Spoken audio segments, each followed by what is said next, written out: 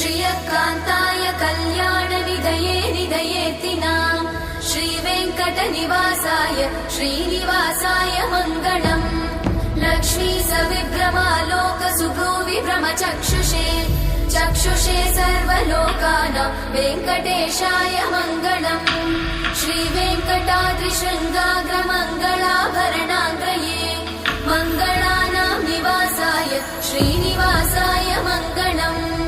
सर्वावयव सौन्दर्य सम्पदा सर्वचेतसां सदा सम्मोहनायास्तु वेङ्कटेशाय मङ्गलम्।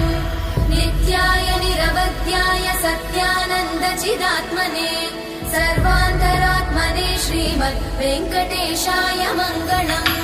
स्वतः सर्वविदे सर्वशक्तये सर्वशेषिने सुलभाय सुशीलाय वेङ्कटेशाय मङ्गलम्।